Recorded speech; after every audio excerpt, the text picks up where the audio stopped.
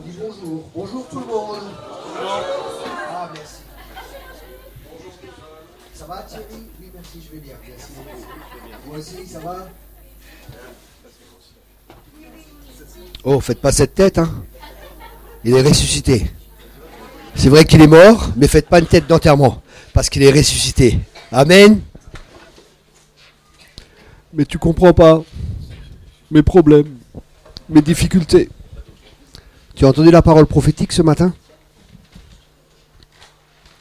qui te demandait d'être sur le roc, d'être sur le rocher. Nous sommes le peuple de la promesse. Et nous ne vivons pas selon les circonstances. Nous vivons selon les promesses de Dieu et dans la promesse de Dieu. Amen. C'était 2 bonnes soirées, vendredi et samedi. On a été bénis par la présence de Dieu, par l'onction prophétique, par les paroles qui ont été libérées. Je pense que des vies ont été changées. Et ce qui est important, c'est pas de recevoir la parole prophétique. Ça, c'est une étape. Mais la question est, que fait-on avec la parole prophétique? Parce qu'on peut recevoir une parole et la parole ne s'accomplira jamais. Parce que souvent, les prophéties sont conditionnelles.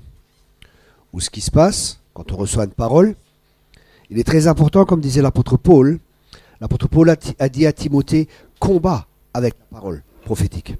La parole prophétique nous sert à combattre. Par exemple, je vais vous donner un exemple pour illustrer cela. Il y a un homme, il reçoit une parole, voilà, tu vas aller dans le monde, tu vas prêcher l'évangile, tu seras un témoin puissant à ma gloire, et ainsi de suite, et ainsi de suite, et ainsi de suite. Quelque temps plus tard, cet homme tombe malade. Et les médecins disent, avec vous, il n'y a plus d'espoir. C'est fini, c'est une maladie incurable, vous allez mourir. Il a dit non, je ne vais pas mourir. Parce que j'ai une promesse de Dieu. J'ai une parole prophétique que je vais aller dans le monde, je serai son témoin, et ainsi de suite, et ainsi de suite. Et là, il y avait un combat qui était là. Avec la parole qu'il a reçue, de mettre sa foi ou dans la parole qu'il a reçue, et de combattre le bon combat de la foi, ou alors de croire les circonstances, de croire les médecins, de croire ce que les médecins disaient, de croire ce que la science disait, de croire ce que ses 5 sens disaient, de croire ce que son corps disait, de croire ce que son âme disait, ou de croire la parole de Dieu. Et chacun de nous est placé devant un choix, de croire ce que la parole de Dieu dit, ou ce que les circonstances nous disent. La question est, qui dirige ta vie? It's a good question. C'est une bonne question. Une bonne question demande une bonne réponse. Et il peut y avoir une bonne réponse, et il peut y avoir une mauvaise réponse. Que crois-tu? Quel rapport crois-tu? C'est vrai, c'est un pays où coule le lait et la bière. Non, c'était pas ça. C'est un pays où coule le lait et le miel. Mais, ça c'est les brebis. Mais, il y a les problèmes. Mais, il y a les difficultés. Mais, il y a les géants.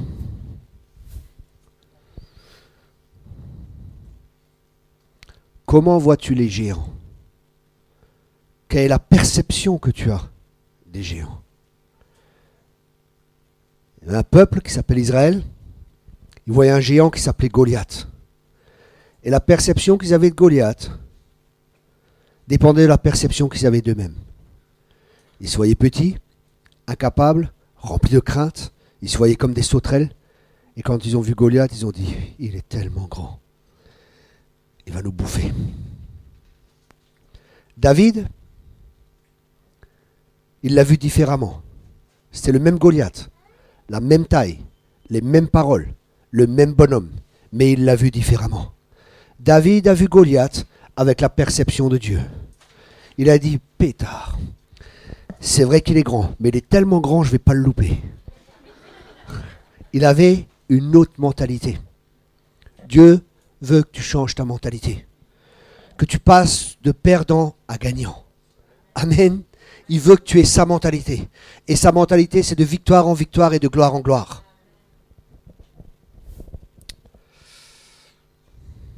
Donc, nourrissez-vous bien. Aussi bien naturellement que spirituellement. Ce que je mange a une influence sur ma vie. Voilà Seigneur, je te remercie pour ta présence, je te remercie pour ton esprit, et je te remercie Seigneur que ta volonté se fasse ce matin Père. Que ta volonté se fasse, que les cœurs soient ouverts, que les entendements soient ouverts Père, qu'il y ait un esprit de révélation. Merci pour ta grâce qui est là, merci Père pour le privilège de pouvoir être ton porte-parole ce matin. Seigneur, que tu inspires ma bouche, que tu remplisses ma bouche, que tu remplisses ma bouche, que tu remplisses mes pensées avec tes pensées ce matin. Que ta volonté seule se fasse, dans le nom puissant de Jésus. Que les forteresses, les raisonnements, les hauteurs soient renversés ce matin, et je loue tout esprit qui s'oppose à la volonté de Dieu. Tout ce qui est lié à la passivité, je te lis ce matin. Tout ce qui est lié à la confusion, à la religiosité, je te lis ce matin. Et je libère la puissance de Dieu dans ces lieux. Je libère un esprit de révélation dans ces lieux. Et un esprit de connaissance, Seigneur, de qui tu es réellement. Et des plans que tu as avec chaque personne ce matin. Seigneur, que les esprits soient réveillés. Comme tu as réveillé l'esprit de Zorobabel. Je prie ce matin que nos esprits soient réveillés par ton esprit, Père. Que tu nous montres l'urgence des temps, Père. L'urgence des temps dans lesquels nous sommes. Que ce matin, il y ait une onction pour le réveil, Père. Dans le nom puissant de Jésus-Christ. Amen et amen et amen et amen. Alléluia. Alléluia. Alléluia. Ce matin, j'ai partagé un peu la vision de l'Église. L'Église selon Dieu. Avec moi dans Éphésiens.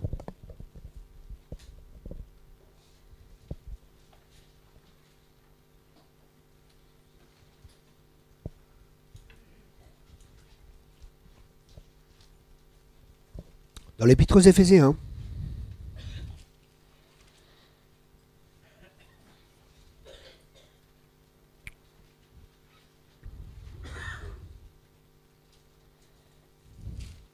Chapitre 4.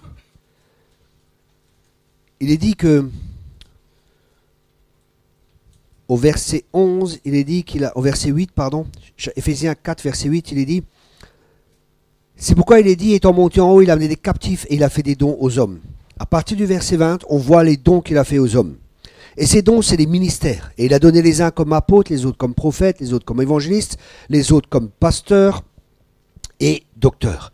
Ici, nous voyons que Jésus, qui est celui qui bâtit l'Église, c'est Jésus qui bâtit l'Église, ok? Et comment est-ce que Jésus bâtit l'Église? Jésus bâtit l'Église en prenant des personnes qu'il prend et qu'il qualifie ou qu'il donne un appel. Il appelle ces personnes à différentes fonctions. Et dans chaque fonction que Dieu appelle ces personnes, il les équipe, il équipe ces personnes pour qu'elles puissent exercer ce à quoi elles sont appelées. Donc il y a des apôtres, il y a des prophètes, il y a des évangélistes, il y a des enseignants et il y a des docteurs. Et chacun reçoit des dons et des capacités pour pouvoir faire ce que Dieu lui demande de faire. Et la question ce matin est, mais quel est le rôle des apôtres, des prophètes, des évangélistes, des docteurs et des pasteurs? Quel est leur rôle? Quel est leur rôle? Quel est le rôle de ces 5 ministères? C'est très important parce que si on ne comprend pas le rôle des ministères, on ne comprendra pas le fonctionnement de l'Église.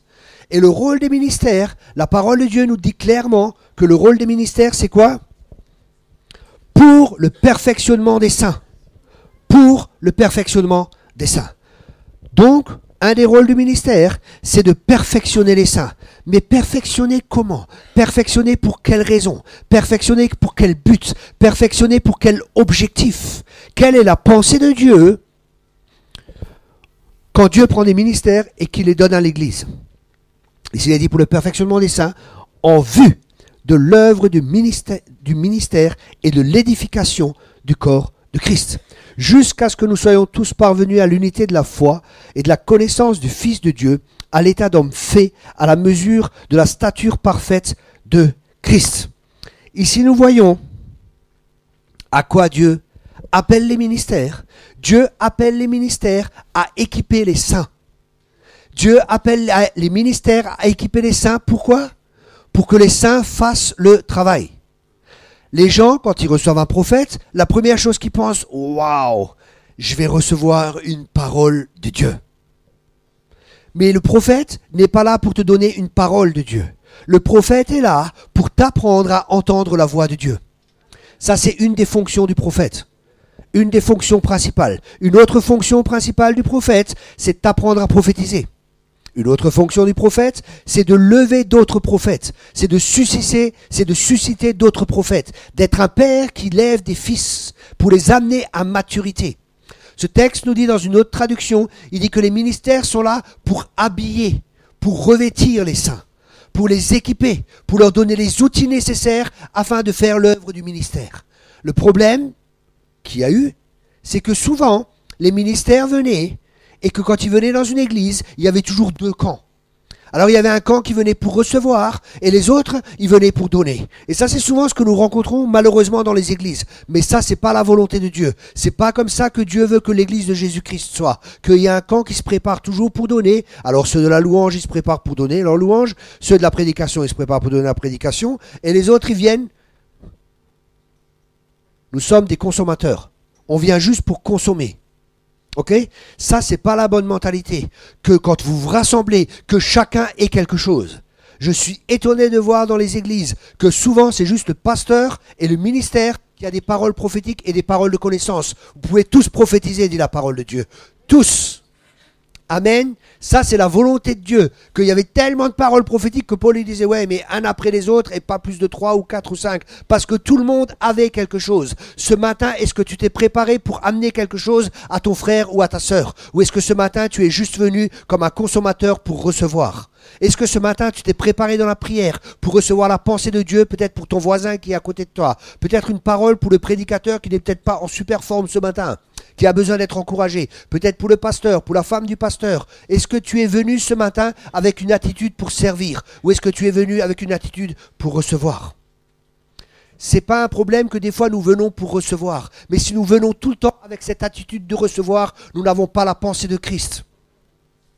Et nous devons changer cela.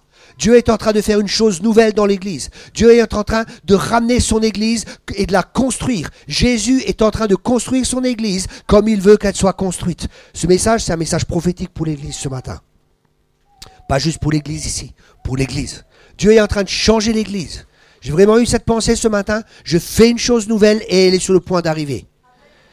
Je fais une chose nouvelle et elle est sur le point d'arriver. Et souvent, des gens viennent, malheureusement, ils voient ce qui ne va pas et ainsi de suite. Mais c'est facile de voir ce qui ne va pas. Mais est-ce que tu as la solution pour changer quelque chose? C'est très facile de voir ce qui ne va pas. Vous savez, la chair aussi, elle voit tous les défauts. Tu n'as pas besoin de l'Esprit de Dieu. L'Esprit de Dieu, il est là pour amener la solution. Il n'est pas là que pour détruire. Il est là aussi pour détruire, mais aussi pour reconstruire. Si tu détruis et que tu ne reconstruis pas, tu ne fais pas l'œuvre de Dieu. Vous comprenez cela? Ok. Donc nous devons amener des solutions. Pas juste reconnaître le problème. Quand tu reconnais un problème, quelque part, amène la solution. J'ai vu des gens, ils sont là, oui, ils viennent me voir, oui, tel ministère et tel ministère m'a dit j'ai un démon. Qu'est-ce que je dois faire? Je dis écoute, si ce ministère t'a dit qu'il a un démon, que tu as un démon et qu'il ne l'a pas chassé, il a réellement un problème. Parce que si je vois un démon quelque part, je ne laisse pas la personne avec le démon, je chasse le démon. Je ne dis pas à la personne tu as un problème et je la laisse comme ça. Elle va partir en dépression, le gars. Faut que je l'aide, non, faut que j'ai une solution. Vous comprenez cela? On revient à l'église. Le rôle des ministères, c'est d'équiper les saints. L'apôtre, je vais très vite sur les ministères, sur le rôle des ministères. L'apôtre, c'est comme un architecte. Vous avez par exemple une maison, il y a un plombier, il y a un électricien, il y a ceci, il y a cela. L'apôtre, c'est l'architecte, c'est celui qui a la vue d'ensemble. Il touche un peu à tout, il comprend un peu de tout. Des fois, il est spécialisé dans un domaine ou dans un autre, mais il comprend un peu tout. Après, il y a le prophète. L'apôtre, il va établir, il va poser des fondements, ainsi que le prophète. C'est les gens qui ont la vision du ciel. C'est les gens qui savent comment ça se passe au ciel et qui ont cette perspective céleste, comme le prophète. Et c'est des ministères de fondement, c'est des ministères qui viennent dans une église pour poser les fondements dans l'église. Et aussi pour casser s'il y a des faux fondements. Les apôtres et les prophètes, ils reprennent, ils mettent de l'ordre dans l'église, comme l'apôtre Paul, qui était aussi un prophète. Ils viennent, ils posent des fondements dans l'église parce qu'il y a un fondement qui doit être posé et le fondement c'est Christ. Amen. Et c'est là-dessus que l'église doit être bâtie. Ensuite, le troisième ministère qui est ici dans la parole de Dieu, c'est les évangélistes. Alors, si on prend l'exemple de la main, le pouce, c'est l'apôtre. Il touche un peu à tout. Ok? Ensuite, il y a l'évangéliste. Il y a le prophète. Ainsi parle le Seigneur. Ok. Ensuite, il y a l'évangéliste. C'est le doigt le plus long. C'est celui qui sort dans le monde, qui va gagner des âmes. Mais le rôle de l'évangéliste, c'est pas juste de gagner des âmes. Un évangéliste, il va gagner les âmes. Il peut rien faire d'autre. Ok? Il peut rien faire d'autre que de parler de Jésus partout où il est. Quand je suis dans le train, je parle de Jésus. Quand je suis quelque part, je parle de Jésus. Partout où je suis, je parle de Jésus. Parce que mon premier appel, c'est d'être évangéliste. Ça, c'est mon appel principal. Là, c'est partout où je suis, je parle et je peux que parler de Jésus. Les gens me parlent du pain, je parle Jésus est le pain de vie. Les gens me parlent de l'eau, Jésus est l'eau. Alléluia. Toujours la lumière ou n'importe quoi, j'arrive toujours à quelque part à Jésus. Ensuite, il y a le pasteur. Le pasteur, il sent la brebis parce qu'il est marié avec l'église. Ok? Et ensuite, il y a le prophète, l'enseignant, parce que lui, il entend Dieu pour pouvoir amener les enseignements. Mais le rôle de chacun n'est pas de faire le ministère. Le rôle de chacun est d'équiper les saints afin que les saints fassent le ministère. Qu'est-ce que ça signifie? Ça signifie que quand on se rassemble dans l'église, on vient, chacun amène quelque chose. Chacun vient pour servir. Et si tu es faible un jour, c'est pas un problème. Il y a ton frère ou ta sœur à côté de toi qui seront peut-être forts et qui pourront te donner une parole, qui pourront t'encourager. C'est pas toujours le pasteur qui doit encourager ou le ministère qui est en place. Que chacun de vous, quand vous vous rassemblez, ait quelque chose. Ok? Être chrétien, c'est ainsi que le monde appelait les personnes qui appartenaient au Seigneur. Il les appelait chrétiens. Pourquoi? Parce qu'ils étaient comme Christ. C'était des petits Christ. Ils voyaient tellement Jésus en eux, ils les voyaient tellement faire les mêmes œuvres que Jésus, qu'ils les ont appelés chrétiens. Mais Dieu n'a pas appelé les personnes chrétiennes. Dieu a appelé ces personnes disciples. Et qu'est-ce que c'est qu'un disciple? Un disciple en grec, c'est le mot mathétes. Et le mot signifie quelqu'un que l'on enseigne. Et c'est quelqu'un à qui on enseigne des pensées qui sont suivies d'une action. Une pensée qui est suivie d'une action. Peut-être que ça fait 20 ans que vous allez dans l'église, mais vous n'avez jamais chassé un démon, vous n'avez jamais guéri des malades, vous n'avez jamais ressuscité des morts. Jamais, jamais, jamais. Ma question est, qu'est-ce que vous croyez? Ce que vous croyez réellement, c'est ce que vous mettez en pratique. Ce que vous ne mettez pas en pratique, vous ne le croyez pas. Vous le savez, mais vous ne le croyez pas. Pour un juif, connaître, tu connais uniquement ce que tu mets en pratique. Ce que tu ne mets pas en pratique, tu ne le connais pas. Tu le sais, mais tu ne le connais pas. Il y a une différence entre savoir et connaître. Vous pouvez savoir la vérité, mais connaître la vérité, c'est ça qui vous rendra libre. Juste la savoir, beaucoup de gens savent. Je suis le Fils de Dieu, mais je veux rien avoir à faire avec lui. Ils savent, mais ça leur sert à rien. Mais connaître, c'est connaître par expérience. Ce mot signifie parce qu'on a une expérience avec Dieu. Il y a des enfants spirituels, il y a des bébés spirituels, il y a des jeunes hommes spirituels, il y a différentes étapes par lesquelles Dieu nous fait passer jusqu'à arriver à la maturité. Et le but des ministères, c'est de vous amener à maturité. Et la maturité, c'est de connaître le Père. C'est de connaître le Père. De connaître le Père. Et quand tu connais Dieu le Père, tu connais la pensée de Dieu le Père. Tu sais comment Dieu va agir. Tu sais, parce que tu connais la nature de Dieu. Mais tu connais pas Dieu parce que tu as lu des bouquins. Tu connais Dieu parce que tu as une relation personnelle avec lui. Tu connais Dieu parce que dans ta vie, il y a eu des expériences que tu as eues avec Dieu. Tu as vu que Dieu est fidèle. Quand tu regardes en arrière, tu vois que Dieu est fidèle. Alors pourquoi tu te fais des soucis? Et pourquoi tu t'inquiètes? 20 ans que tu marches avec Dieu, 20 ans que Dieu te tient, 20 ans que Dieu t'aide, 20 ans que Dieu te protège. Et dès que le diable fait un peu... Seigneur, où es-tu? Tu m'as abandonné, tu m'as délaissé. Où es-tu, Seigneur?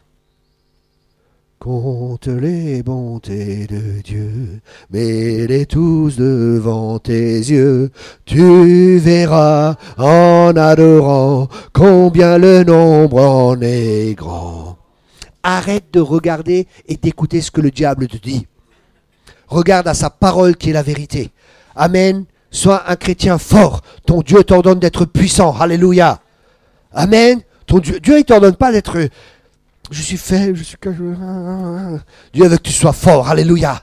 Et quand tu es fort, c'est quand tu es faible. C'est parce que tu comptes sur sa force à lui que tu es fort. C'est parce que tu comptes sur lui que tu es fort. Amen. C'est en comptant sur sa force qui est puissante et agissante en moi, disait l'apôtre Paul, et de compter sur la grâce de Dieu. La grâce de Dieu, ce sont les capacités de Dieu qui sont mises à ta disposition. Et être humble, c'est de saisir de cette grâce. Être humble, c'est dire, Seigneur, je peux rien faire, mais avec toi, je peux tout faire. C'est pas, oh, je suis si petit, j'y arriverai jamais, je suis un petit chrétien, tout est si difficile, et c'est pas possible, et ceci et cela. Ça, c'est pas être un chrétien dans la pensée de Dieu. La pensée de Dieu, c'est ok, tu es faible, ok, tu n'y arrives pas, mais il y a quelqu'un en toi qui te rend capable. Il y a quelqu'un en toi qui est plus fort que celui qui est dans le monde. Il y a quelqu'un qui est là et qui te donne sa grâce. Et sa grâce se renouvelle chaque matin. Alléluia. Sa grâce se renouvelle chaque matin pour toi. Chaque matin, tu peux puiser aux sources du salut. Chaque matin, tu peux avoir cette joie. Parce que la joie ne dépend pas des circonstances. La joie dépend que tu es sauvé. Rappelle-toi d'où tu viens. Notre joie ne dépend pas des choses de ce monde. Parce que nous ne sommes pas de ce monde. Nous sommes dans le monde, mais nous ne sommes pas de ce monde. Alléluia. Nous venons d'une autre planète. Amen. Alléluia. Nous sommes des extraterrestres. L'invasion des extraterrestres. Vous avez posé votre soucoupe volante sur le parking. On vient d'un autre monde. Et on n'est pas influencé par ce monde. Mais on influence ce monde. Nous ne sommes pas des chrétiens thermomètres. Nous sommes des chrétiens thermostats. What is the difference? Quelle est la différence? Est-ce que tu es influencé ou est-ce que tu es quelqu'un qui influence? Ça fait toute la différence. Dieu veut que tu sois quelqu'un d'influence. Et pour pouvoir influencer le monde qui est autour de toi, il est important que le monde qui est à l'intérieur de toi soit plus fort que le monde qui est autour de toi. Et le monde qui est en toi, c'est tes pensées. C'est pour ça que ce matin, je suis là pour changer ta manière de penser. Ce matin, je suis là pour influencer ta manière de penser. Le ministère, c'est influencer. Un ministère, c'est quelqu'un qui a de l'influence. Et si j'arrive à influencer ta pensée, si j'arrive avec l'aide de l'Esprit de Dieu à influencer ta pensée, pour que tes pensées soient alignées avec la parole de Dieu, pour que tes pensées soient alignées avec la volonté de Dieu, afin que tu fasses la volonté de Dieu, j'ai réussi. J'ai pas réussi parce que j'ai chassé des démons, j'ai guéri des malades, et ainsi de suite. Mon ministère, ou le ministère que Dieu m'a confié, sera efficace si ce ministère est reproduit. Si j'ai des fils et des filles, j'aurai du succès quand j'aurai des successeurs. Tant que j'ai pas de successeurs, je n'ai pas de succès aux yeux de Dieu.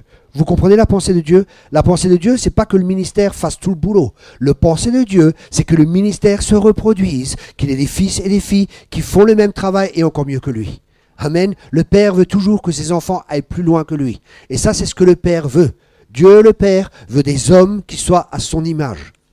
L'apôtre Jean disait, j'ai pas de plus grand plaisir que de vous voir marcher dans la vérité. J'ai pas de plus grand plaisir que de vous voir marcher dans cette vérité. Pas de plus grand plaisir que de voir l'œuvre de Dieu se reproduire. Jésus, il a investi sa vie dans 12 personnes. Dans 3 ans de ministère, il a investi 18 mois, c'est-à-dire 50% en investissant dans 12 personnes dans lesquelles il s'est reproduit. Ma question est ce matin, est-ce que tu t'es reproduit après 20 ans de vie chrétienne? Est-ce que tu t'es reproduit ou tu t'es pas reproduit? C'est des bonnes questions. Vous savez, peut-être vous vous dites, purée, ce matin, il me marche sur les pieds. Oui, c'est volontaire. Pour que tu te réveilles, pour que tu comprennes. Vous savez, si on est là en train de faire des choses et qu'on croit que tout va bien, et qu'on dit, waouh, je suis dans la volonté de Dieu, c'est la pensée de Dieu, tout est super ici et ça, et que personne vient et nous dise, non, c'est pas juste, ou peut-être c'est juste, ou peut-être il nous encourage. Si vous allez chez le médecin, imaginez-vous, vous allez chez le médecin il vous diagnostique, il dit, purée, il y a un cancer. Mais je vais rien lui dire.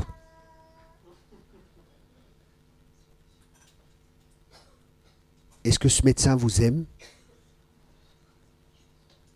Quand est-ce qu'il va vous aimer? Quand il va vous dire la vérité. Même si la vérité dérange. Même si la vérité fait mal. Mais quand on dit la vérité, on reconnaît le problème. Quand on reconnaît le problème, on peut le traiter. Tant qu'on ne le reconnaît pas, on ne peut pas le traiter. Et c'est pour ça que je suis là ce matin. Je te dis la vérité parce que je t'aime. Je te marche sur les pieds parce que je t'aime. Parce que sinon, on peut vivre dans une illusion et penser tout va bien. Oh, je suis riche alors que tu es nu. Je suis riche, je suis ceci, vous savez, l'ange là qui parle à l'église.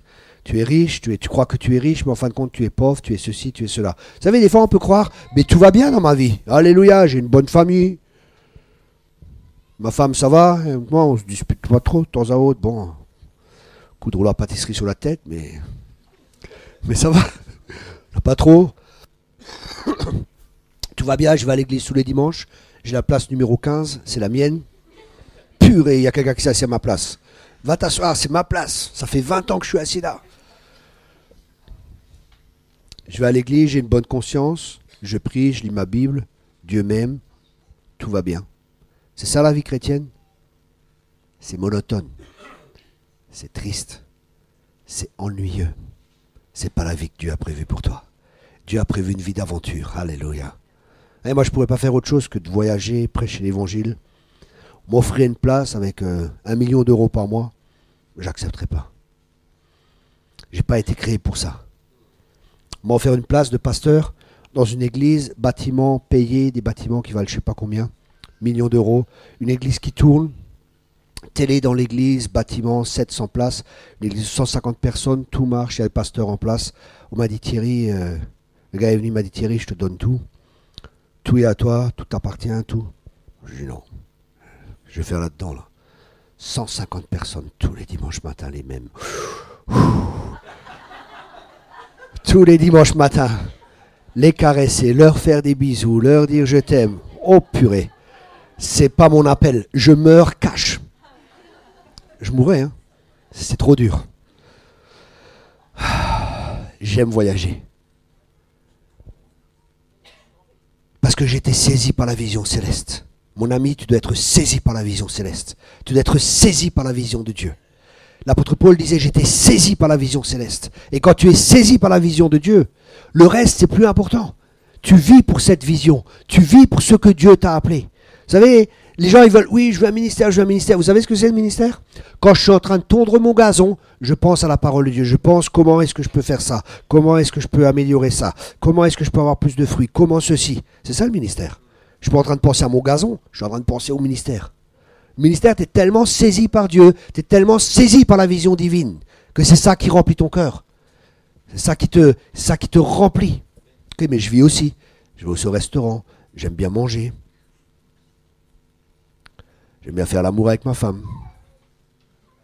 Ça va? J'aime être avec mon fils. Promener dans la forêt. Discuter avec lui, jouer au Lego. Jouer à cache-cache. J'aime être avec des amis. J'aime bien sortir. J'aime bien aller à la piscine.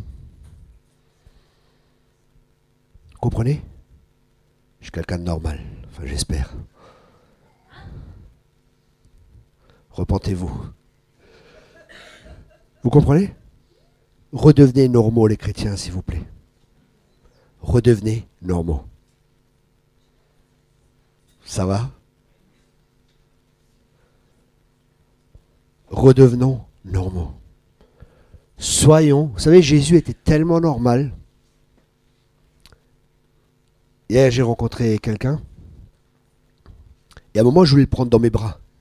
Mais c'est un chrétien qui était tellement saint, il fait... Ne me touche pas. Ne me touche pas. Est-ce que Jésus était comme ça? Jésus a mis des publicains, des gens de mauvaise vie. Je ne parle pas de lui. Il prenait dans ses bras. Il était avec les prostituées, avec les gens de mauvaise vie, et ci et ça. Il n'était pas là. C'est moi le Saint d'Israël. Tintin, ne vous approchez pas de moi. Et là, ils sont comme ça. Ils sont tellement saints qu'on préfère pas les voir. Qu'on préfère pas être trop près d'eux. Ils n'ont plus d'amis. Ils sont toujours en train d'avoir la dernière révélation. Toujours en train, le Seigneur me dit, le Seigneur me dit, le Seigneur me dit. La maturité se voit dans les relations que tu as. La maturité se voit dans les relations que tu as. Et les relations dépendent beaucoup de notre caractère. Et des fois, les gens disent, oui, le caractère est important. C'est vrai que le caractère est important. Mais ce qui est plus important, c'est le cœur. Pourquoi? J'ai vu des gens, j'ai vu des hommes de Dieu, je me disais des fois, purée, le caractère qu'il a celui-là. Et Dieu me montrait son cœur. Et je voyais le cœur des gens, il était pur. Et c'était un cœur qui était entièrement à Dieu. Mais je les voyais changer petit à petit, je les voyais tout le temps changer. Pourquoi?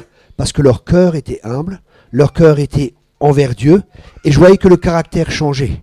Donc, regardez pas toujours au caractère. Bien sûr, c'est important le caractère, mais le plus important, c'est le cœur. Si le cœur est bon, le caractère va changer. Vous comprenez ça? Comprenez ma pensée? Parce que Dieu ne regarde pas ce qui frappe le regard, mais Dieu regarde au cœur. Maintenant, je ne dis pas que tu dois avoir un caractère de cochon, c'est pas ce que j'ai dit. Ok? Mais si ton cœur est pour Dieu, si vraiment tu marches avec Dieu, si tu es humble et si tu te laisses reprendre par des frères, par des sœurs, ton caractère va changer. Parce que l'humilité précède la gloire. Je reviens à l'église que Dieu veut. Changement de vitesse, marche arrière. On rembobine la bombe. Ok. L'église que Dieu veut. Alléluia. Ah, c'est merveilleux. L'église que Dieu veut, elle a une caractéristique. Qu'est-ce que c'est que cette caractéristique? L'église que Dieu veut, il y a de l'amour. Aïe! Qu'est-ce que ça veut dire de l'amour? Ça veut dire que ce frère, il sait que je l'aime. Et lui, et moi je sais que je l'aime. Et parce qu'on s'aime, parce qu'on a une relation de cœur à cœur, je vais pouvoir lui dire des choses qui peut-être ne vont pas dans sa vie. Mais inversement, il pourra me dire des choses qui ne vont pas dans ma vie. Et parce qu'on s'aime, j'ai pas peur qu'il me dise quelque chose, mais parce que je sais qu'il m'aime, je sais qu'il va me dire quelque chose, c'est par amour. Ça sera une critique constructive, ça ne sera pas une critique destructive. Et parce qu'il y a tellement d'amour entre nous, vous savez ce qu'on fait? On devient transparent. On commence à faire tomber les masques. On n'est plus les chrétiens. Comment vas-tu, mon frère? Alléluia, Dieu est bon, tout va bien. Amen, ça c'est si magnifique. Comment ça va, ma soeur? Alléluia, ça va bien. 3 mois plus tard, tu apprends, le couple divorce. Mais je croyais que ça allait bien. Mais tu t'es rendu compte? Ce couple-là, il avait plein de problèmes. Mais on ne se rendait même pas compte. Quand ils venaient le dimanche, ils avaient l'air si heureux. Tout allait si bien. Pourquoi? Parce que l'église, elle n'est pas qu'elle soit. C'était simplement un club où chacun, le dimanche matin, en arrivant à la porte, sortons les masques. Smile. Hypocrite vient du grec. Ça vient des personnes qui utilisaient des masques pour faire du théâtre. Et bien souvent, nous portons des masques. Oh, je sais, c'est pas pour vous ici, c'est en Alsace là-bas. Ici, ils sont pas comme ça. Mais là-bas en Alsace, les gens, ils portent des masques. Vous savez pourquoi? Parce qu'il n'y a pas d'amour et ils sont jugés et on leur dit un certain standard chrétien. Et parce qu'on leur donne un certain standard à vivre, comme de toute façon, ils n'arrivent pas à le vivre, mais comme ils croient que les autres le vivent et qu'eux se rendent compte qu'ils n'arrivent pas à le vivre et que les autres, il faut aussi croire aux autres qu'ils le vivent, alors qu'ils ne le vivent pas non plus, qu'est-ce que ça fait? Ça fait toute une bande d'hypocrites. Et tout le monde vient avec son masque. Et les autres, ils viennent avec leur masque, et quand ils se regardent, tout le monde dit, purée, eux, ils arrivent. Moi, j'arrive pas. Mais pour leur faire croire que j'arrive. Mais quand il y a de l'amour, on sait qu'on est accepté comme on est. On sait qu'on est aimé comme on est. Et parce qu'on sait qu'on n'est pas jugé, qu'est-ce qu'on va faire? On va faire tomber les masques. Et c'est là que la guérison peut venir. C'est là que la transformation peut venir. Mais tant qu'on a des murs pour se protéger, et c'est compréhensible, parce qu'on a tous été déçus. Mais tu comprends pas, j'ai été déçu par cette église, j'ai été déçu par cette église, et j'ai été déçu par ce pasteur, et j'ai été déçu par cela. Tu veux que je te dise? L'église m'a tué. Les frères et les sœurs, ils m'ont massacré. Mais je peux te dire une chose, j'aime l'église et je continuerai à aimer l'église. Tu sais pourquoi? Parce que je dois aimer mon prochain comme moi-même. Et tu es l'église. Si tu n'aimes pas l'église, tu as un problème. Parce que tu es l'église. Il faut comprendre le plan de Dieu avec l'église. Le plan de Dieu avec l'église, qu'est-ce que c'est que l'église? L'église, ce n'est pas un bâtiment. Vous savez que l'église, c'est des pierres vivantes. C'est nous. Et cette église, comment Dieu il l'a bâtie? Il prend frère marteau et sœur scie pour que je meure plus vite. Pour me crucifier. Et c'est ça, quand il y a des problèmes, quand il y a des combats qui sont là, ça me sert à quoi? Ça me sert à grandir dans l'amour. Ça me sert à apprendre le pardon. Ça me sert à pardonner et à aimer même mes frères ennemis, même ceux qui me cassent du sucre sur le dos, même ceux qui me tapent dessus. Parce que le but, c'est d'être semblable à Jésus-Christ. C'est d'aimer. Mais tu sais pas ce qu'ils m'ont fait dans cette église. Tu veux que je commence à te raconter ce que toute l'église m'a fait? Tu veux que je te raconte ce que des pasteurs m'ont fait? Tu veux que je te raconte ce que des frères et des sœurs m'ont fait? Je te garantis, tu vas pleurer du début jusqu'à la fin. Tu vas pas arrêter de pleurer, tu te dis c'est pas possible. C'est pas possible que des frères fassent ça. Je prêtais de l'argent à des gens qui m'ont jamais rendu, et des grosses sommes, et tout ce que vous voulez. J'ai vécu des trucs, tout ce qui est impossible et tout ce qui est possible. Mais vous savez quoi?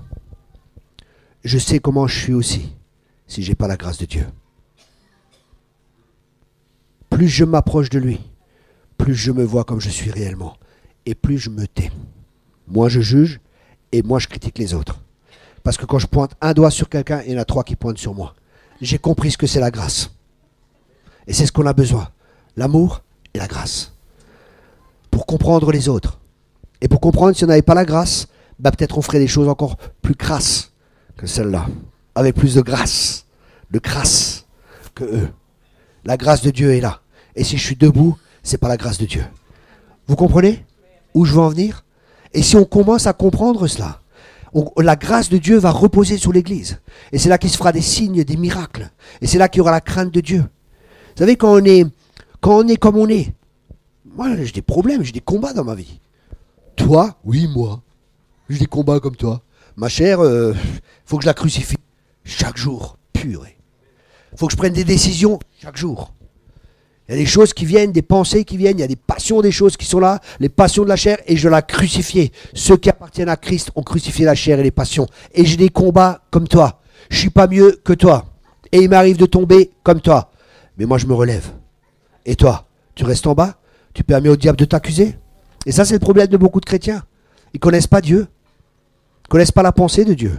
Alors ils sont comme des petits chiens. Vous savez les petits chiens? Ils sont là dans une maison, quand on a des petits chiots, qu'est-ce qu'ils font? On a le petit chiot à la maison, il va contre le mur, psss, il fait pipi. Qu'est-ce qu'on fait pour qu'il fasse plus pipi? On lui prend la tête et on le met dedans. C'est comme ça, après, il n'aime pas ça, il fera plus pipi dans la maison. Et c'est ce que le diable fait avec des chrétiens. Il te ramène dans ton pipi, il met de nouveau la tête dans ton pipi. Mais t'es pas un chien. Ne te laisse pas traiter comme un chien par l'ennemi. Il n'y a aucune condamnation pour ceux qui sont en Jésus-Christ. Ouf, ouf, hein? C'est ça que peut-être que Paul disait, ils se mordent les uns les autres. Mais l'église de Jésus-Christ, c'est qu'on s'aime les uns les autres. C'est qu'il y a une vraie communion fraternelle, où les cœurs sont ouverts les uns avec les autres. Et tout le monde rêve de cela. Mais souvent on a peur, parce qu'on est déçu. Et la peur chasse l'amour. Mais l'amour chasse la crainte, parce que l'amour parfait bannit la crainte. Vous comprenez? Quand il y a de l'amour dans l'église, quand il y a cette atmosphère qu'on sait qu'on est aimé et qu'on n'est pas jugé, ça va chasser la crainte de vouloir montrer une image comme on n'est pas réellement. La crainte de vouloir être soi-même. Je ne peux pas être comme je suis parce que si les autres y voient comme je suis, ils seront comme je suis réellement. Et pas comme je montre comme je suis. Parce que j'essaie de montrer comment je suis. Parce que j'essaie de remplir un certain standard ou certains critères qui n'existent même pas, qui sont irréalistes. Ça n'existe pas. Dieu veut que tu sois vrai, il veut que tu sois toi-même. Mais pour pouvoir être toi-même, il faut que tu saches que tu es aimé. Il faut que tu saches que tu es pleinement accepté, que tu es aimé par Dieu. Pour pouvoir aimer ton prochain, il faut que tu saches que Dieu t'aime. Et Dieu t'aime comme tu es, même avec tes défauts. C'est ça la grâce. C'est ça qui est merveilleux. C'est que Dieu m'aime comme je suis. Même des fois là où je me dis, purée Seigneur, pourquoi tu m'as choisi? Quelle patience, combien de temps tu me supportes encore? Ah là là là là là. Ah vous c'est pas comme ça, vous. C'est déjà, vous êtes tous arrivés, vous. Comme Jésus, stature parfaite de Christ, tout va bien, toujours dans la victoire, jamais de combat, jamais de défaite. Non, c'est ça. Vous pouvez être vous-même. Et ça, c'est magnifique dans l'église. C'est qu'on peut venir en étant comme on est. On n'a pas besoin de mettre un masque. On n'a pas besoin de faire le super héros spirituel. On peut dire, je suis tombé, j'ai un problème dans tel domaine. Est-ce que tu peux prier pour moi? Frère ou ma soeur, est-ce que tu peux prier pour moi? Bon, il faut éviter, hein, si vous êtes des hommes, de trop prier avec les femmes. Hein. J'ai vu des mecs comme ça, ils veulent toujours prier avec les femmes. Alors, je peux imposer ma main, ma soeur. Hein? Il y en a comme ça. Hein?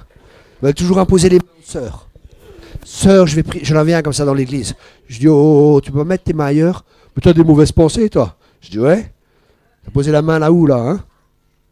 Enlève ta main. Vous comprenez?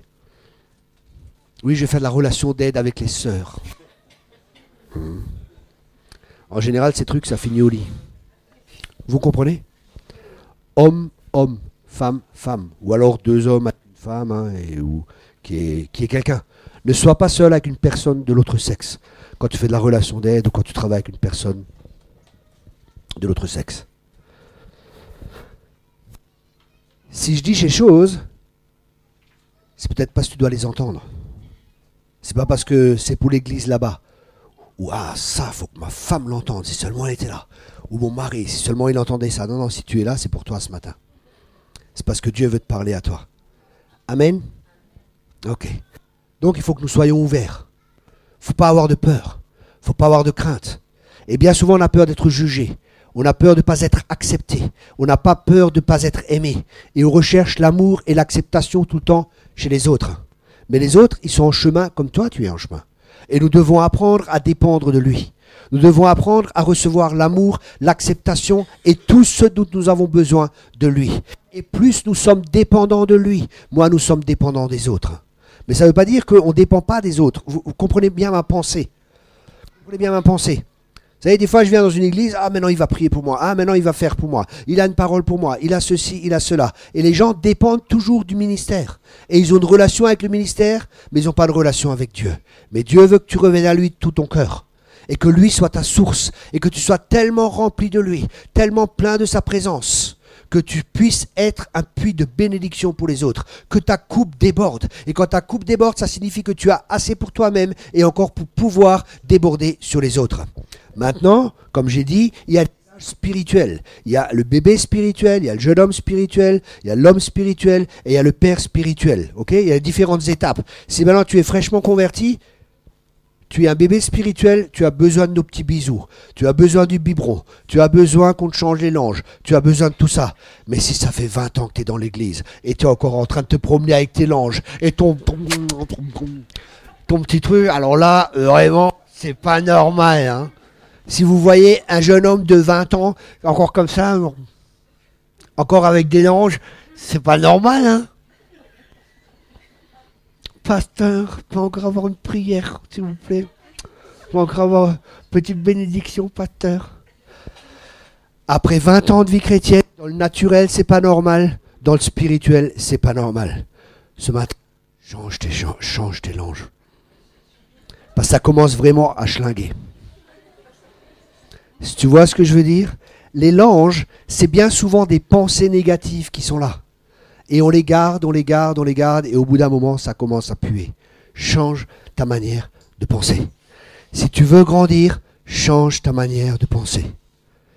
Oh, mais tu comprends, frère, moi, ça c'est un bébé. Un bébé, il n'y a que lui au monde. Ok, je vais boire. Je veux le biberon. Je veux le sein. Il faut changer mes langes. Il faut ceci. Et dans l'église, il y en a comme ça. Pasteur, il faut ceci. Pasteur, il me faut ceci. Pasteur, il me faut cela.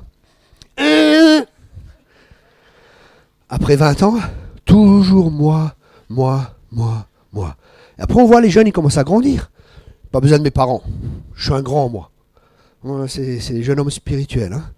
Ils sont forts, mais ils croient qu'ils sont tellement forts qu'ils n'ont plus besoin des autres. Alors, les vieux ministères, mais vous savez rien, vous. Vous savez rien. Nous, on a compris. On sait, nous. On sait. Ah ouais. Marche, tu vas voir. Le prochain mur, il est pour toi. Tu vas te manger. T'écoutes pas les conseils? Tant pis. Va, fais ton chemin. Tu verras, on te ramassera plus tard. Parce que on peut apprendre de deux manières. Ou des personnes qui ont déjà fait le chemin, ou en faisant le chemin et en se prenant des gamelles.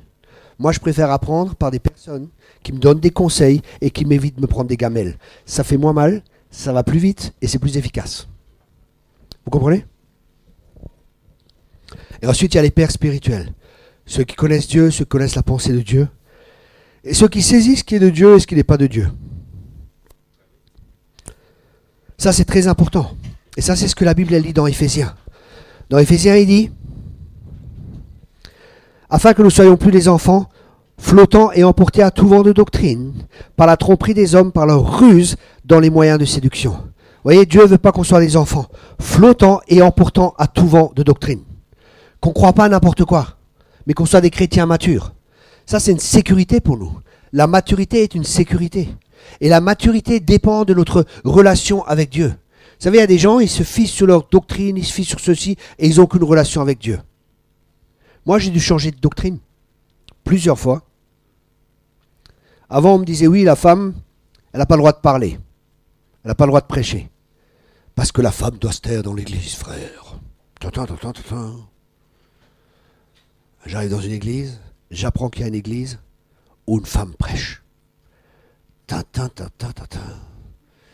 Qu'est-ce que je fais? Je vais dans cette église. Et je vois la femme qui prêche. Et à un moment, Dieu m'ouvre les yeux spirituels. Et je vois dans l'esprit, je vois un nuage. Dans la salle, c'était le nuage de la gloire de Dieu qui était là. Je me dis, purée. Qu'est-ce qui est juste? Qu'est-ce qui est faux? Ce qu'on m'a enseigné, j'ai vu la gloire. Est-ce que la gloire de Dieu peut se manifester quelque part où c'est faux? Je dis, bon, Seigneur, faut que tu me parles. Ça, c'est la bonne attitude. Seigneur, parle-moi. Et le Saint-Esprit, vous lui demandez, vous allez recevoir.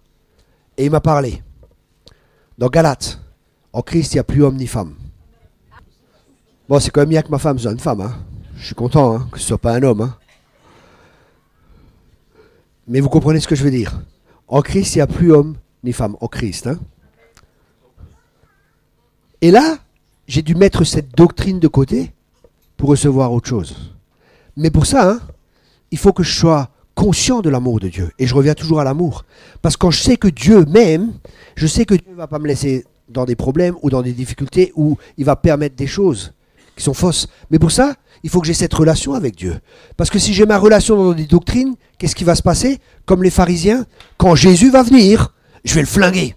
Quand Jésus va venir, alors que je crois connaître Dieu parce que je connais certaines doctrines, mais je ne connais pas réellement celui qui est la doctrine, Jésus-Christ, qui est la vérité, je vais combattre contre la vérité avec mes vérités. Mais je connais la vérité pas parce qu'on m'a enseigné des choses, je connais la vérité parce que je connais celui qui est la vérité et que j'ai une relation avec celui qui est la vérité. Vous comprenez la différence? C'est pour ça que l'enseignement est très important. L'enseignement est important.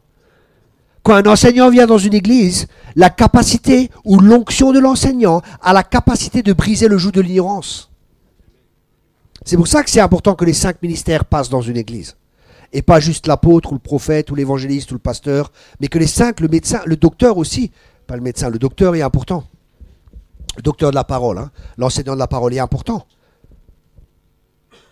Et je reviens toujours au point de départ, l'amour. Quand je sais que je suis aimé de Dieu, quand je suis sûr de son amour, même quand c'est difficile autour de moi, même quand les problèmes sont durs autour de moi, je sais que Dieu m'aime et je sais que Dieu est bon. Et l'ennemi vient, il essaie de t'accuser. Ah, tu as péché là-bas. Ah, tu as fait ceci. Ah, tu ne mérites pas cela. C'est vrai, je ne mérite rien, tout est grâce. Quand vous connaissez la nature de Dieu, quand vous comprenez que Dieu est amour, quand vous comprenez la largeur, la profondeur de son amour, ça change votre vie. C'est pour ça qu'il est important que nous connaissions l'amour de Dieu. Que nous connaissions Dieu comme il est. Le but, c'est de le connaître lui. Être chrétien, c'est connaître Dieu. Et connaître Dieu, c'est savoir que Dieu est amour. Ça va alors quand il y a des prophètes qui viennent, qui rougent une moitié. Oh, qu'est-ce qu'il a lui? C'est pas l'amour. C'est pas l'amour de Dieu qui se manifeste. J'ai rencontré quelqu'un dernièrement, un prophète, le gars il m'a flingué. Oui, tu es un orgueilleux, oui, ceci et cela et cela. Et je savais que c'était pas de Dieu quand il me parlait. Mais le Seigneur te dit, il utilisait même le Seigneur te dit ici et ça. Mais je savais que ce n'était pas Dieu. Vous savez pourquoi? Parce que je connais Dieu. Et je connais l'Esprit de Dieu. Si tu connais Dieu, si tu connais l'Esprit de Dieu, si tu sais comment Dieu est, tu n'accepteras pas n'importe quoi. Même si ça vient d'un prophète. Capito, comprende? Vous avez compris?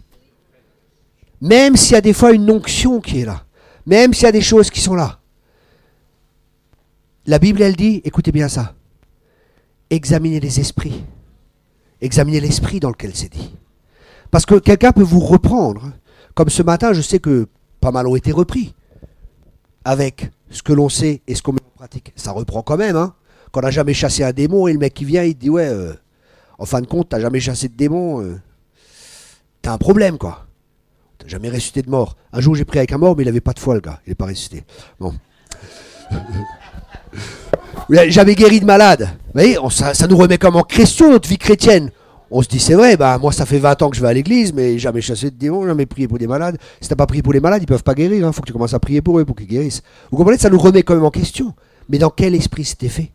C'était pas dans un esprit, tu vois, t'es tellement nul, moi je suis tellement bien, ici et ça, t'es rien du tout, ici et ça. Non, non, c'est pas dans cet esprit. C'est dans l'esprit de te dire, waouh, c'est là où tu es. Mais tu vois, Dieu veut t'amener plus loin. Dieu veut que tu te lèves. Dieu veut que tu commences à voir sa gloire. Dieu veut t'utiliser pour des signes, des miracles et des prodiges. Dieu veut que tu ailles plus loin. Et ça, au lieu de t'abattre, ça doit t'encourager à dire, ok, maintenant je vais me lever, suivre une formation pour chasser les démons. Je vais apprendre comment faire pour chasser les démons. Parce que je vais apprendre comment guérir les malades. Waouh, faut que je fasse ça, quoi. Je peux pas rester comme ça. Waouh, je suis un disciple de Jésus. Je veux tout ce qu'il a prévu pour ma vie et je veux accomplir tout ce qu'il veut que j'accomplisse dans ma vie. Amen. Et ça, c'est le but, c'est l'objectif. C'est pas de dire, tu vois, t'es comme ça et comme ça. Non, non. Le but, c'est de te prendre là où tu es et te montrer qu'il y a plus. Vous savez, je lis que des livres. Je lis beaucoup de livres sur les hommes de réveil, sur les réformes et tout ça. Et je me dis, purée, ils sont là et moi je suis là. Non, non, je veux aller là-bas. Je suis pas satisfait. J'ai vu des gens soulever des chaises roulantes. J'ai prié pour des aveugles qui ont recouvré la vue. J'ai vu plein de miracles, plein de signes et plein de prodiges, mais c'est pas suffisant. Je veux voir plus. Quand je vois un mec comme Filet, il rentre dans une usine, 3000 personnes se convertissent. Je dis, waouh, ça j'ai pas eu. Seigneur, il a eu ça. Moi, ton chouchou, c'est pas Filet. Tu feras ça aussi avec moi. Vous comprenez, c'est une autre mentalité. C'est différent. Seigneur, tu as montré ta gloire à Moïse, je veux voir ta gloire. Amen. Et c'est cette faim et cette soif que nous devons avoir. Et ça vient du Saint-Esprit. Ça ne vient pas de la chair, parce que la chair s'oppose aux choses de l'Esprit. Et Dieu veut que tu ailles plus loin. Et je sais que c'est le désir de chacun de vous. Si vous êtes né de nouveau, si vous avez le Saint-Esprit en vous. Parce que c'est le désir du Saint-Esprit. C'est qu'on aille de gloire en gloire et de victoire en victoire. Il ne nous a jamais appelés purée. Je suis devenu chrétien, mais je ne pouvais pas être assis sur une chaise et rien faire, là. On n'avait pas besoin de me dire, Thierry va évangéliser, Thierry va gagner des âmes. J'étais dans la rue, j'évangélisais tout le temps. J'amenais tout le temps des gens dans l'église. Tous les dimanches, presque, j'avais une nouvelle personne avec moi. Tac, et j'étais comme un gosse. Vous savez comment je me suis converti? Je rentre dans l'église. Je me mets au fond. Et il y a la louange. Et d'un seul coup, j'étais là-bas au fond, comme ça, au fond, comme le frère là-bas. Et d'un seul coup, je vois devant ici, il y avait une boule transparente. Je vous dis comme c'est, hein. Une boule transparente, et je regarde ce truc, et ça vient vers moi à toute vitesse. Et c'était l'amour de Dieu, m'a flingué, quoi. Il m'a flingué. Capturé par l'amour de Dieu, je me suis mis à pleurer comme un gosse. Je me suis repenti, tu vas accepter Jésus-Christ comme sauveur et comme Seigneur, ouais. Alors moi, dans ma tête d'enfant, je me disais, à chaque fois que j'amène quelqu'un dans l'église, il va avoir les boules parce que la boule va le choper. Et à chaque fois, il va se convertir. Alors j'ai amené quelqu'un dans l'église et j'étais à côté. Je regardais, mais il pleure pas encore celui-là. Et j'attendais parce que je pensais, moi j'ai vécu ça comme ça, je pensais que tout le monde allait vivre ça comme ça. Je regardais, c'est pas possible. Ah, c'est pas possible, il se passe rien. Puis l'appel. Je dis, bah viens, tu veux te convertir? Non. Je dis, quoi? Viens avec moi. Allez, hop, viens avec moi. Viens devant moi. Le pasteur va prier pour toi. J'étais un fou. J'étais saisi par l'amour de Dieu. Je me rappelle, un jour, je suis dans un kebab. C'est ça, vous savez, j'étais plus conscient de Dieu que de ce que les gens vont penser ou ce que vous voulez autour de moi. Je suis dans un kebab, je monte sur la chaise, le mec était là avec son grand sabre, vous savez, pour couper les kebabs là. Et moi, Jésus m'a sauvé, Jésus est Seigneur, ici et ça. Et je commence à prêcher l'évangile, les gens se sont mis à pleurer ici et ça. En plein kebab. J'allais dans la rue, j'allais chez les gens, bonjour, j'ai quelque chose à vous dire de très important. Jésus vous aime, il est mort pour vous. Mais non, laissez-moi tranquille, ça m'intéresse pas. Mais si, il faut que vous m'écoutez, restez là, mais vous allez partir en enfer, vous pouvez donc pas aller en enfer. Jésus a payé pour vous, vous pouvez être sauvés, restez ici. Et je tenais les gens, mais laissez-moi tranquille. Je dis non, je peux pas vous laisser, mais rendez-vous compte, c'est terrible ce qu'il y a. Bon, c'était pas tout à fait juste, hein, il manquait un peu de sagesse. Mais, tellement rempli de l'amour de Dieu, tellement conscient que les gens partent en enfer, tellement conscient de la gravité de la situation, tellement conscient du ciel et de l'enfer que je peux rien faire d'autre que de prêcher l'évangile. Vous comprenez? Et c'est là que Dieu veut nous amener.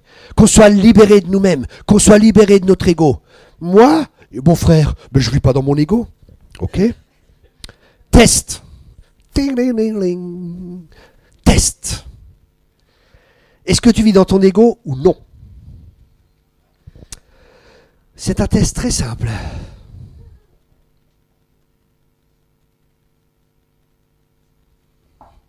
Le test, c'est celui-là de la prière. Si tu pries pas, déjà, bon, tu vis dans ton ego, c'est clair et net. Deuxièmement, si tu pries, Seigneur, bénis-moi. Seigneur, j'ai besoin de ceci. Seigneur, j'ai besoin de cela. Merci, Seigneur, de me bénir, moi. Et moi. Et moi, et moi.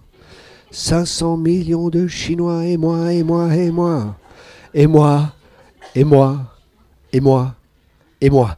C'est le test de la prière. Quand tu pries pour les autres?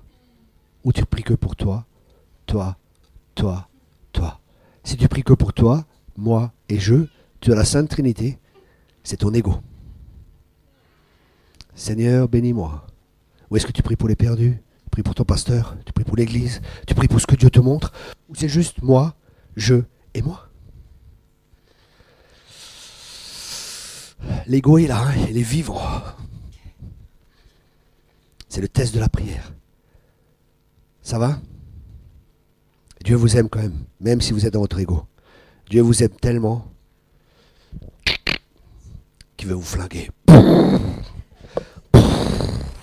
Dieu vous aime tellement, Dieu nous aime tellement qu'il veut qu'on soit libre de notre ego.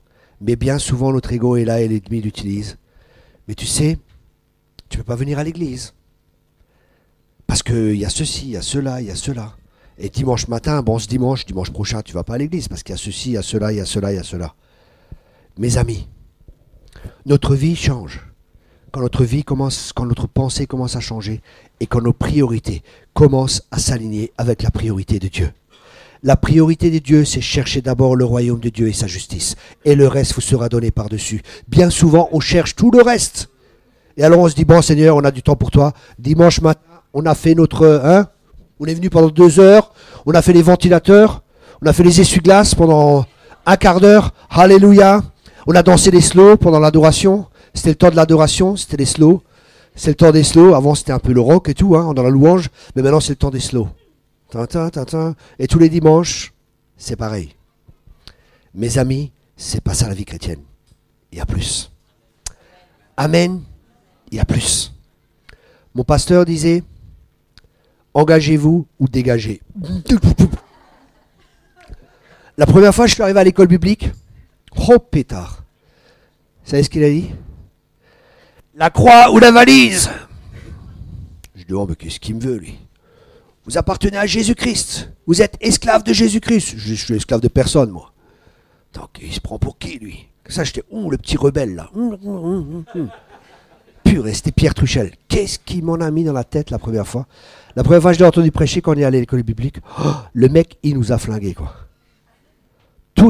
Tout le vieux Thierry, là, tout se levait, tout disait, non, je ne peux pas accepter ça, je suis esclave de personne, mais il se prend pour qui? Et ceci, et cela, et patati, et patata, et titata, tatata.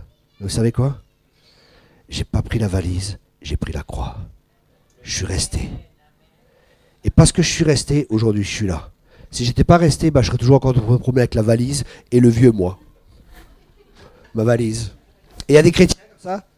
Alors oui, cette église, il n'y a pas d'amour. Je vais aller dans celle-là. Alors ils viennent dans cette église et ils amènent toujours la valise avec le vieux moi.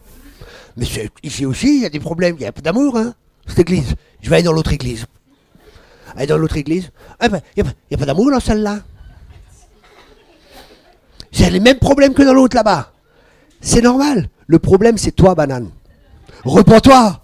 Repends-toi, c'est pas le problème. Et t'amènes des problèmes partout. Maintenant, je dis pas qu'il n'y a pas des églises. Il y a des églises, hein, des fois, il faut les quitter pour aller dans les autres églises. Il faut les quitter parce que c'est le temps de Dieu et que Dieu veut t'amener ailleurs. Ça, c'est possible. C'est une direction de Dieu. Et il y a des églises, je vous dis sincèrement, il vaut mieux pas y aller. Parce que c'est hyper religieux, on vous flingue, on vous pique votre fric et tout ce que vous voulez, ok? Je ne parle pas de cela. Cela, vous y allez une fois, vous donnez une offrande, vous les bénissez, vous dites merci Seigneur, bénis-les, et vous n'y allez plus jamais. Ok? C'est comme si un ministère qui vient, qui veut vous prendre votre fric, vous lui donnez une bonne offrande, mais vous ne l'invitez plus jamais. Vous lui dites, c'est bien que tu sois venu, mais on ne te veut plus. Ne reviens plus jamais. Soyez gentil avec lui, bénissez-le et virez-le. Vous comprenez? Autant des églises que des ministères. Donc il faut qu'on discerne. Ok? Où est la pensée de Dieu? Où c'est que je peux mûrir et croître? Oui, mûrir, c'est mourir aussi. Mourir et mourir. Vous savez, le problème, quand on prend un arbre, on plante un arbre quelque part. Un an après, on prend l'arbre et ailleurs. Est-ce que cet arbre aura une bonne croissance? Non. Et pareil, si tu changes tout le temps d'endroit, tu es un touriste chrétien. Alors une fois tu es là-bas, une fois tu es là-bas, une fois tu es là-bas. Et Dieu veut te former. Dieu, mais ce frère là-bas, je l'aime pas. Justement. Un jour, il y a un prophète, il est là, et il voyageait. Et partout où il voyageait, il y avait deux gars qui le suivaient, et il critiquait, il parlait mal de lui et tout. Le mec, il en a marre, quoi. Il dit, Seigneur, parle-moi, qu'est-ce qui se passe? Et d'un coup, Dieu lui donne une vision. Et il voit une statue, et 4 mains avec des burins et un marteau en train de former la statue. Et il dit, Seigneur, c'est quoi cette statue? C'est quoi? Qu'est-ce que ça représente? Et le Seigneur lui dit, la statue, c'est toi. Les 4 mains, c'est les 2 frères que je t'envoie pour te former. Oh, Jesus.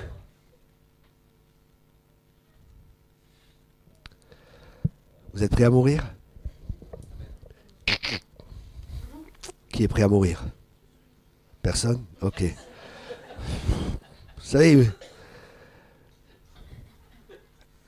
un lâche meurt de plusieurs morts.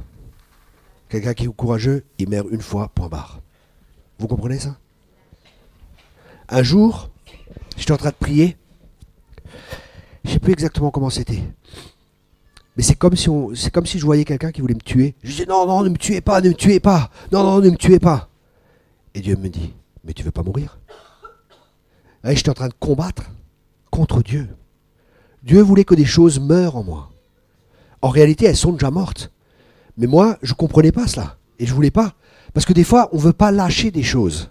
Parce qu'on a peur que quand on lâche quelque chose, notre main est vide. Mais laisse-moi te dire que si ta main est vide, Dieu va toujours la remplir. Et que si Dieu nous demande quelque chose, c'est parce qu'il nous donne toujours quelque chose de meilleur. Si Dieu nous demande quelque chose, c'est parce qu'il a quelque chose de meilleur à nous donner. Je fais souvent de la relation d'aide. Et pendant la relation d'aide, je dis aux gens, est-ce que tu es prêt à lâcher cela? Et si tu es prêt à lâcher ça, demande à Jésus ce qu'il va te donner. Et à chaque fois, les gens, quand elles lâchent quelque chose, elles voient Jésus leur donner quelque chose d'autre. C'est de la colère, par exemple, je suis prêt à lâcher cette colère. Et qu'est-ce que Jésus est en train de donner? Jésus est en train de me donner la paix. Ah, lâche tes peurs. Qu'est-ce que tu reçois? Jésus est en train de me donner la confiance. Vous comprenez? Lâche ce matin ce que tu as dans ta main pour que Dieu puisse lâcher ce qu'il a dans sa main. Souvent, je rencontre des gens dans la relation d'aide et souvent, il y a des manques de pardon. Et le pardon, c'est terrible. Le manque de pardon est une arme que le diable utilise pour te garder en prison. Par exemple, il y a un pays, je ne sais pas où c'est, et dans un pays, pour attraper les singes, vous savez comment ils font? Ils creusent un trou dans un arbre et ils mettent une banane dedans. Et le singe est en train de regarder, il voit la banane. Il fait... Personne autour. Il s'approche de l'arbre, il met la main dans l'arbre et il attrape la banane. Et les gens, qu'est-ce qu'ils font? Et il essaie de sortir la main, il n'arrive pas à la sortir. Parce qu'il faut qu'il rentre la main comme ça, mais quand il ferme sur la banane, il y a le point, il n'arrive plus à sortir sa main. Alors qu'est-ce qu'il fait? Il tire, et il n'arrive pas. Et les gens, qu'est-ce qu'ils font? Ils viennent, ils le capturent. Vous savez pourquoi? Parce qu'il n'a pas lâché la banane. Le diable te capture si tu ne lâches pas ta banane. Alors ce matin, je veux t'encourager à lâcher ta banane. Pardonne. Si tu ne pardonnes pas, tu tiens la banane. Et le diable il va t'attraper. Alors je t'encourage, lâche ta banane ce matin. Lâche ta banane. Je ne sais pas où tu as un manque de pardon, mais certainement tu as un manque de pardon. Alors si tu lâches pas ta banane, le diable va venir et il va te capturer. C'est ce que la Bible elle dit dans Matthieu 18, pardon. Si vous ne pardonnez pas de tout votre cœur, Dieu vous livre au tourmenteur. Si nous ne pardonnons pas, le diable a des droits dans notre vie. Vous savez, nous devons vraiment changer de mentalité. Des fois, je vais dans les églises africaines. Et là, des fois, il y a... Vous savez, des fois, chez nous, il y a un problème. Le diable n'existe pas, ceci, cela.